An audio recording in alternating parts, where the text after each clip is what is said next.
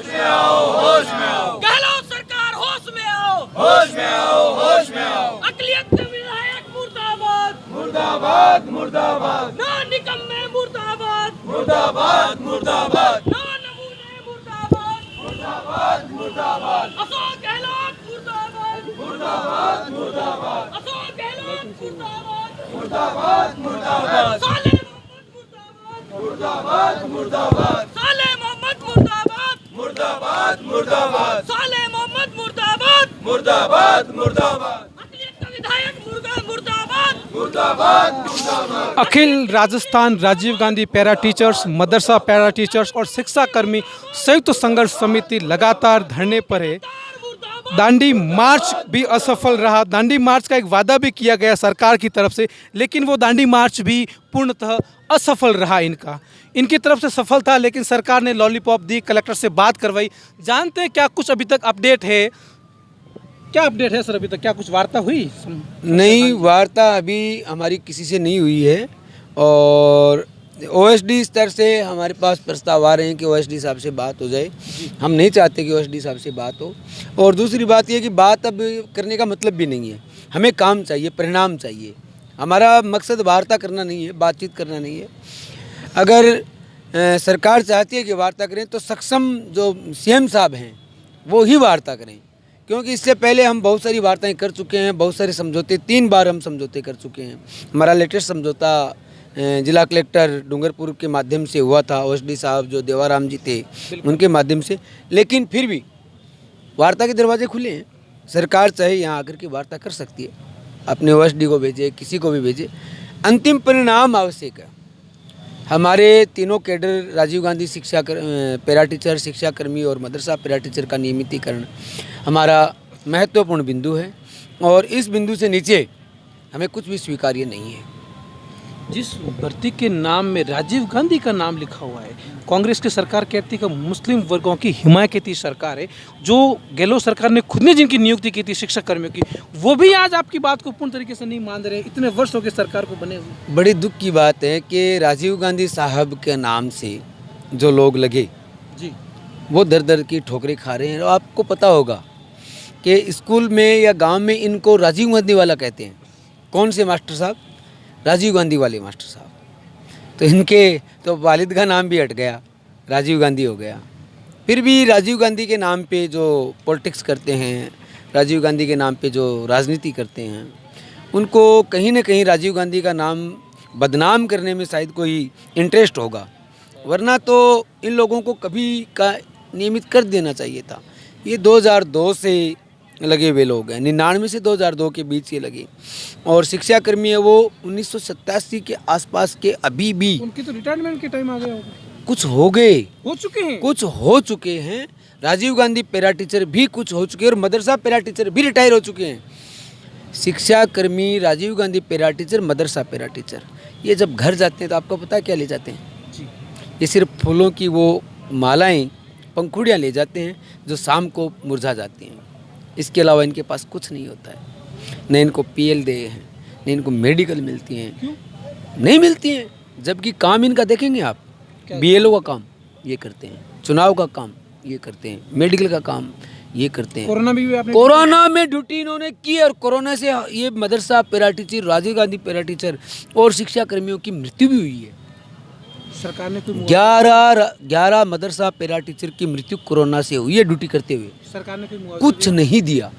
और government servant को तो खूब मुआवजा मिला है कोरोना में, विशेष रूप से। अगर मेरी मृत्यु कोरोना से हो जाती है तो मुझे 50 लाख मिलेंगे, क्योंकि मैं सेकंड ग्रेड टीचर हूँ। मैं सेकंड ग्रेड टीचर हूँ और हमारी लड़ाई है वो तकरीबन ये मान लीजिए कि लगातार जो चल रही है वो 2019 से चल रही है। इससे पहले भी हमारी लड़ाइयाँ चली, लेकिन ये लगातार 2019 से हम रुके नहीं हैं, लड़ते आ रहे हैं किसी न किसी स्तर पर। 2019 में हमने शिक्षा संकुल पे 8000 आदमियों को इकट्ठा करके धरना दिया था। 8000 आदमियों को इकट्ठा किया था, 3 दिन चला। सरकार ने समझौता किया, समझौता करने के बाद फिर उसको नकार दिया। नोट शीट पर लेने के बाद कल हमारी जो बीडी कल्ला साहब हैं उनसे बात हुई। वो कह रहे हैं साहब मैंने तो रिपोर्ट दे दी, और अल्पसंख्यक मामलात मंत्री हैं वो ये कह रहे हैं कि साहब हमारे पास रिपोर्ट नहीं है। ये कंट्रीब्यूशन देखिए आप, कथनी विरोधाभास देखिए ना। अब सरकार के 2 कैबिनेट मंत्री, एक ये कहता है कि हमने रिपोर्ट दे दी, उनकी रिकॉर्डिंग हमारे पास है जी, उनकी रिकॉर्डिंग हमारे पास है, और ये एक मंत्री सदन में ये कहता है कि हमारे अभी जो मंत्री जी हैं, बीडी कल्ला कमेटी है, उसकी रिपोर्ट नहीं आई। आप किसको सही मानेंगे? 2 कैबिनेट मंत्री आपस में गलत है, दोनों गलत हो सकते हैं, बिल्कुल हो सकता है। लेकिन हमें उनकी गलती से या उनकी इससे कोई मतलब नहीं है। हमें एक ही मतलब है कि हमारे संघर्ष का परिणाम सकारात्मक निकले और ये 13,600 लोग अपने घर पर जाएं तो खुशियां मनाते हुए जाएं, वरना ये दिवाली काली दिवाली मनाई जाएगी और आने वाला संघर्ष बहुत कड़ा होगा सरकार के लिए। आज तुषार जी ने भी ट्वीट किया, आपने देखा होगा। और हमारे समर्थन में तकरीबन 5 जयपुर की जो संस्थाएं हैं वो आ चुकी हैं, जो सामाजिक संस्थाएं हैं, और शिक्षक संघ शेखावत, शिक्षक संघ राष्ट्रीय, दोनों बड़े संगठन हैं, वो भी हमारे साथ आ चुके हैं। और भी संगठन हैं जो आज कल परसों 3-4 दिनों में सभी संगठन हैं वो हमारे समर्थन में आएंगे। और ये अभी हमारे जो संगठन हैं वो आए हैं और आप इनसे भी राब्ता करें। मेरा एक ही बात कहना है कि सरकार इतनी ढीठपन न लेके आए। सरकार लोक कल्याणकारी होती है, सरकार कोई सब्जी का ठेला नहीं है। आपको वेतन भत्ता कितना मिलता है जो ये तीनों शिक्षक? ये इन लोगों को 9,000 से 11,000 रुपये के बीच मिलता है। चल जाता है 9,000 से 11,000? आप बताइए, चल जाता है क्या? 9,536 रुपये इस महीने का मेरा बिजली का बिल है। बिजली का बिल 9,536 रुपये है। अब इसके साथ ये मोटरसाइकिल भी अपनी ड्यूटी पे जाते हैं तो काम लेते हैं, इनके बच्चे भी हैं, वो बच्चे दूध भी पीते होंगे, इनके घर में चाय भी लगती होगी, इनके घर में रोटी भी लगती होगी। आप सोचेंगे एक पैरा टीचर दिन में स्कूल जाता है और शाम को मजदूरी करता है, मेरे साथ एक मजदूरी करता है, चेजे पर ईंट ढोता है, मैं उसके नाम बस बता सकता हूँ आपको। एक पैरा टीचर रात शुभ दिन में मदरसा जाता है और रात को टैक्सी चलाता है। बताए आपको इस बात का? इनके हालात देखिए आप, कितने खतरनाक हालात हैं। कितना विश्वास है आपको गहलोत सरकार से? इस सरकार पर मुझे बिल्कुल भी विश्वास नहीं है। मैं क्योंकि गहलोतवादी व्यक्ति कहलाता हूँ, मेरी जो धारणा है, मेरी सामंजस्य है वो गहलोतवादी है। लेकिन कहीं ना कहीं मैं दुखी हूँ इस बात से कि गहलोत साहब जो नारा देते हैं गांधीवाद का, गांधीवाद इसको नहीं कहते साहब। सत्ता बनाए रखना ही गांधीवाद नहीं है, गांधीवाद रामराज है और रामराज में कोई भी दुखी नहीं हो सकता। एक पक्षी को दुख नहीं हो सकता, यहाँ तो इंसान दुखी है। आप इनके चेहरों के देखिए, इनके चेहरों के देखिए कि इनकी आंखों में कितने सपने हैं। इनके बच्चे हैं वो क्या मांग रहे हैं, इनसे कपड़ा मांग रहे हैं। और उनके पास वो प्रतापगढ़ में एक पैरा टीचर के घर गया जी, वहाँ पे उसका घर मैंने देखा तो साहब मुझे रोना आ गया। उसकी हालात देखे, उसके बूढ़े माँ बाप, एक झोंपड़ा बना हुआ है उसमें टाट का पर्दा लगा हुआ है, इधर बूढ़े माँ बाप रह रहे हैं, इधर वो रह रहे हैं। उसी टाट के पर्दे लगा करके वहीं पर उनका टॉयलेट और सामने रसोई है, एक झोंपड़े में। वो लोग कैसे जीवन बसर कर रहे हैं? ये मानवीय दृष्टिकोण के अंतर्गत तो नहीं आता है साहब। और अशोक गहलोत साहब ये कहते हैं कि हम गांधीवादी हैं, तो गांधी का दर्शन अगर पढ़ लेंगे, शायद कहीं ना कहीं उनसे चूक हुई है गांधी का दर्शन पढ़ने में। गांधी का दर्शन ये कहता है सर्वे भवन्तु सुखिनः, सर्वे सन्तु निरामया। अगर सबको सुख मिलता है तब तो गांधीवाद है, और गांधीवाद है तो रामराज है, और रामराज नहीं है तो गांधीवाद नहीं हो सकता। मैं गहलोत साहब से एक ही निवेदन करूंगा कि यहाँ पे मैं देख रहा हूँ दुखी लोग बैठे हैं, चाहे किसी भी संगठन से बैठे हैं। सबसे वार्ता करनी चाहिए, सबसे बात करनी चाहिए। अगर किसी की जेन्युइन समस्या है तो उसका समाधान कर दीजिए। आप कैबिनेट में जब आपके पास है, सचिव आपके पास है, आप बुलाइए ना सभी सचिवों को हफ्ते के हफ्ते और बात कीजिए लोगों से कि भाई इस हफ्ते कौन से संगठन की कौन सी मांग है। किस व्यक्ति की कोई मांग, व्यक्तिगत मांग भी हो सकती है, समाज की मांग भी हो सकती है, आप उनको बुलाइए। हर हफ्ते आप अपना दरबार लगा करके उन समस्याओं का समाधान कीजिए ना। गहलोत साहब के लेटर बहुत आते हैं मेरे पास। जब मैं उनको ख़त लिखता हूँ तो उनका लेटर आता है, लेकिन लेटर का क्या करें साहब, लेटर से पेट नहीं भरता है। पेट तो इनको कुछ पेट में डालने से भरेगा, भूखे पेट भजन ना होई गोपाला। एक सवाल आपसे और पूछना चाहूँगा, कई बार ऐसा होता है कि सरकार के पास में वास्तविक बात पहुंचती भी नहीं है, बीच में कुछ लोग बात को तरोड़ मरोड़ के पेश करते हैं, सरकार के मुख्य के पास हकीकत स्थिति पहुंचती नहीं। आपको क्या लगता है, आपके मामले में ऐसी स्थिति हो सकती है? मैं एक विधायक का बेटा हूँ और गहलोत साहब से इतनी बार मिला हूँ, वो मेरा चेहरा मेरा नाम बाकायदा जानते हैं। और 21 फरवरी को मैं व्यक्तिगत मिला हूँ।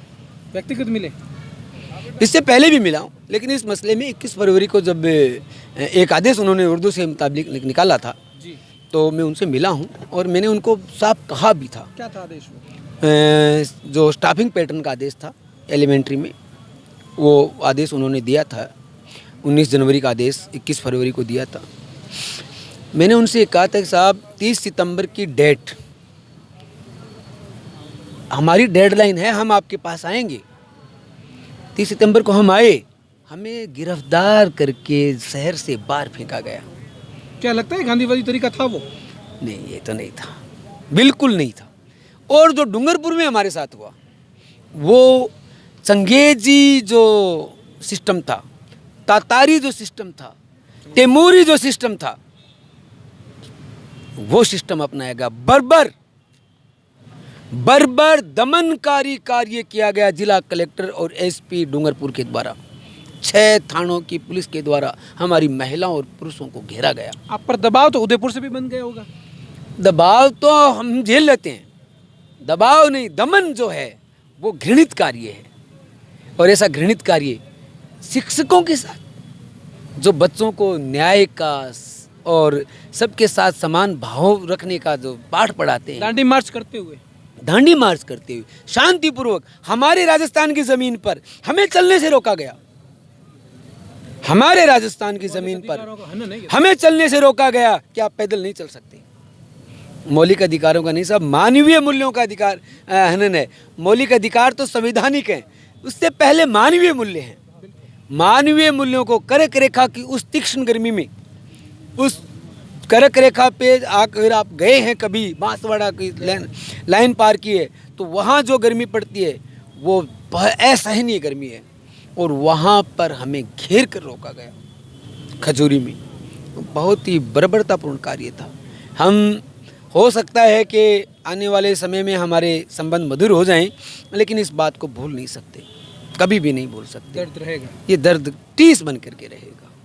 और टीस जो होती है वो बड़ी खतरनाक होती है। संयुक्त संघर्ष समिति के लिए खुशखबरी है कि 4 से 5 आंदोलनों का इनको नेतृत्व मिल चुका है, पूर्णतः समर्थन मिल चुका है। तो एक बार इनसे बात कर लेते हैं कि किन किन संगठनों का इनको समर्थन प्राप्त हो चुका है अभी।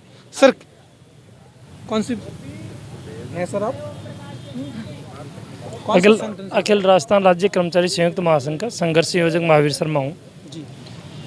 ये लगातार हमारे पैरा टीचर्स और संविदा कार्मिक है, ये लोग अपना प्रदर्शन कर रहे हैं। राज्य सरकार की सबसे बड़ी विडंबना ये है कि उन्होंने इस बार संवादहीनता कर रखी है। और ऐसी संवादहीनता इस त्योहारों के सीज़न में जब लोग भूखे प्यासे यहाँ बैठे हैं, इन पर तुरंत मुख्यमंत्री जी से मांग रहे कि वो संज्ञान ले और इनसे वार्ता कर, इनकी वार्ताओं कर, इनके जो भी मांगे हैं, उचित मांग है, इसका निस्तारण करें। खुद ये सरकार जो बनी है, इन्होंने अपने खुद के घोषणा पत्र, जिसको इन्होंने नागरिक अधिकार पत्र बना दिया, उसमें खुद ने घोषणा करी हुई है कि जितने भी संविदा कार्मिक है इनका नियमितीकरण किया जाएगा और इनके अलग से सेवा नियम बनाए जाएंगे। लेकिन सरकार ने जब अभी बीच में उपचुनावों का समय आया, तब बीडी कल्ला समिति बनाई। बीडी कल्ला समिति को इन्होंने रेगुलर उस वक्त 1 महीने में 4-4, 5-5 बैठ के भी करी। उस वक्त तो इनको इतनी जल्दी थी। अब ये समझ में आ रहा है कि वो जल्दी क्या थी, उस उपचुनाव का समय था, लेकिन अब सरकार उस पर बिल्कुल भी ध्यान नहीं दे रही है, ना बीडी कल्ला समिति की रिपोर्ट पे कोई कार्रवाई कर रही है। इस वजह से इस तरह की ये स्थितियाँ बन रही है। राज्य सरकार को संवेदना दिखानी चाहिए। सीएम साहब तो जो है वो बड़े संवेदनशील माने जाते हैं, गांधीवादी माने जाते हैं, और फिर ऐसी विकट स्थितियाँ। और ये स्टेचू, ये जो शहीद स्मारक है, वर्तमान में धरना स्थल बन चुका है। लगभग सभी कैडर्स को सीएम साहब से बहुत अपेक्षाएँ हैं और उनको सीएम साहब को संज्ञान लेकर वार्ता कर इनका मांगों का निस्तारण करना चाहिए। हमारा अखिल राजस्थान संयुक्त कर्मचारी जो महासंघ है इसमें 76 संगठन है, 76 संगठन है। ग्रामीण क्षेत्र के तो लगभग सभी कैडर्स इसमें, उन सबका इन जो आंदोलनकारी हमारे पैरा टीचर्स और मदरसा के जो साथी बैठे हैं उनको पूरा समर्थन है। और सरकार अगर शीघ्र वार्ता नहीं करेगी तो हम भी इनके विषय में बड़ा निर्णय करेंगे। और भी कई संगठन आए हैं, उनसे भी जानते हैं। किस संगठन से हैं सर आप? मैं कर्मचारी महासंघ का महामंत्री हूँ। और कैसा आना हुआ यहाँ पर आपको? हमारे साथी यहाँ धरने के ऊपर बैठे हैं और राजस्थान की सरकार जो संवेदनशीलता की दुहाई देती है और आज जो संवादहीनता बना रखी है कर्मचारियों के साथ में, चाहे मंत्रालय के साथी हों, चाहे पैरा टीचर शिक्षाकर्मी हों, चाहे बेरोजगार हों, सभी यहाँ लोग बैठे हैं। और अभी सारे त्यौहार हैं, उन त्योहारों के अंदर ये अपना घर छोड़ कर के यहाँ बैठे हैं और सरकार की तरफ से ना इनसे कोई बात की जाती है। और सबसे बड़ी बात है, ये लोग उन मुद्दों को लेकर के यहाँ धरने पे बैठे हैं जिनका कांग्रेस की सरकार ने चुनाव में आने से पहले उनने खुद ने जो वायदे किए उनको पूरा कराने की मांग को लेकर के यहाँ बैठे हैं। ये निश्चित रूप से सरकार के लिए शर्मनाक बात है। 3 साल गुजर जाने के बाद भी राजस्थान की सरकार ने जो पैरा टीचर शिक्षा कर्मियों से चुनाव से पहले वायदा किया वो राजस्थान की सरकार ने आज तक पूरा नहीं किया है। हम राजस्थान की सरकार से मांग करते हैं कि कर्मचारियों को यूँ हम भूखे यहाँ शहीद स्मारक पर मरने नहीं देंगे। राजस्थान की सरकार तुरंत इन कर्मचारी संगठनों से द्विपक्षीय वार्ता करे और जो इनकी मांगें उन पे न्याय संगत निर्णय करे। नहीं तो महासंघ आने वाले दिनों के अंदर महासंघ को संयुक्त रूप से सबको साथ लेकर के राजस्थान की सरजमी के ऊपर बड़ा आंदोलन शुरू करना पड़ेगा। और निश्चित रूप से राजस्थान की सरकार को हम ये चेताना चाहते हैं कि हम नहीं चाहते राजस्थान की जनता को परेशानी हो, लेकिन जिस तरीके का बर्ताव कर्मचारियों के साथ राजस्थान की सरकार पिछले 3 साल से कर रही है, संवादहीनता बनाए हुए एक भी कर्मचारी संगठन के साथ में, जबकि कोरोना जैसे महाकाल के अंदर राजस्थान के कर्मचारियों ने सरकार का जो काम किया है वो निश्चित रूप से सराहनीय है। राजस्थान की सरकार ने, हिंदुस्तान की सरकार ने इसको सराहा है। इसके बावजूद राजस्थान की सरकार कर्मचारियों के साथ ऐसा बर्ताव कर रही है, ये कतई बर्दाश्त नहीं होगा। हम राजस्थान की सरकार से मांग करते हैं कर्मचारियों के साथ अत्याचार बंद करे, अन्याय बंद करे और जिस तरीके से उनको पीटने के जो षड्यंत्र रचे जा रहे हैं उनको बंद करे और लोकतांत्रिक तरीके से टेबल पर बैठ करके उनकी मांगों का न्यायोचित हल करें। एक और बड़ा सवाल आपसे कि राजस्थान की सरकार अपने आप को कहती है कि हम गांधीवादी सरकार है। दांडी मार्च में जिस प्रकार से बर्बरता की गई उस पर क्या कहना है आपका? निश्चित रूप से ये जो हम आंदोलन कर रहे हैं ये गांधीवादी व्यवस्था का ही तरीका है, जिसके अंदर धरना, प्रदर्शन, आमरण अनशन के माध्यम से अपनी बात को रखा जाता है। और इन बातों को जिस तरीके से दरकिनार किया जा रहा है, निश्चित रूप से ये गांधी जी के साथ अन्याय है। और गांधी जी के नाम पर जो सत्ता में बैठे हुए लोग हैं वो गांधी जी के साथ भी छलावा कर रहे हैं। हम राजस्थान की सरकार से मांग करते हैं, सही मायने के गांधी जी का कोई उपासक है तो राजस्थान का मजदूर, कर्मचारी और किसान है जो गांधीवादी तरीके से आंदोलन कर रही है। और सरकार हिटलरवादी तरीके से कर्मचारियों के साथ में अन्याय करके उनके आंदोलनों को तोड़ने का प्रयास कर रही है, जो शर्मनाक है। किस संगठन से आप?